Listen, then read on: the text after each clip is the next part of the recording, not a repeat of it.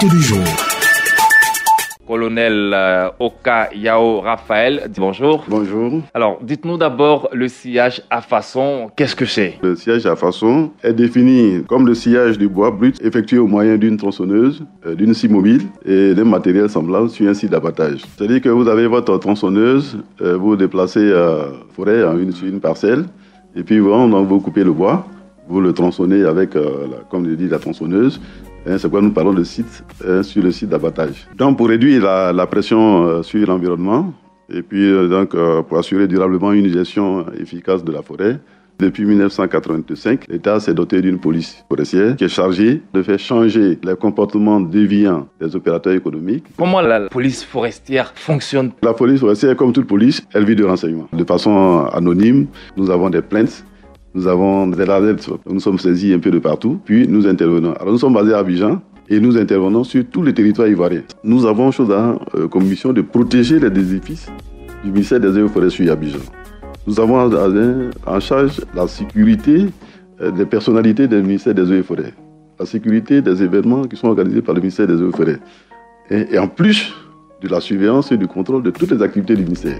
Et nous travaillons 24 heures sur 24. Et évidemment, entre l'alerte et l'intervention, quelquefois il y a un certain temps, 150 personnes pour surveiller 3 millions ou bien de forêts, c'est petit. Donc nous avons besoin de moyens. Au niveau de la police forestière, que faites-vous concrètement pour freiner ce phénomène-là qui détruit la forêt et aussi plombe l'économie? Bon, la première chose, nous sensibilisons d'abord tous les acteurs pour leur dire les avantages et les inconvénients de ce phénomène. Ensuite, nous faisons des opérations coup de poing. Et nous avons pu saisir 15 424 pièces de bois, ce qui représente pratiquement 50 millions de francs CFA. Et nous maintenons d'enseignement sur des zones identifiées comme activités douteuses. Est-ce que vous êtes représenté un peu partout sur le territoire ivoirien? Bon, le service forestier, en tant que grande administration, est représenté dans tous les villages pratiquement de Côte d'Ivoire. Okay. Mais le service de police forestière n'est pas représenté. Parce que nous sommes un corps spécialisé aux techniques de procédure. Quelles sont les conséquences auxquelles s'exposent les contrevenants ou toute personne est attrapée lors de ce phénomène? Alors, le contrevenant, il a subi deux conséquences. La première, c'est une amende qui est à court terme, et qu'il paye une amende où...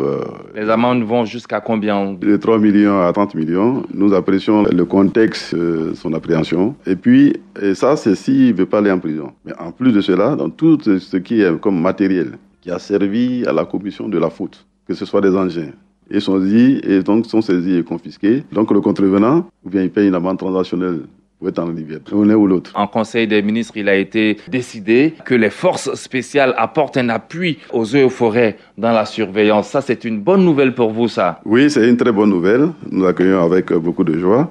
Nous avons besoin de l'appui des forces spéciales en attendant la mise en place d'une brigade de surveillance et d'intervention que nous devons mettre aussi au niveau du ministère.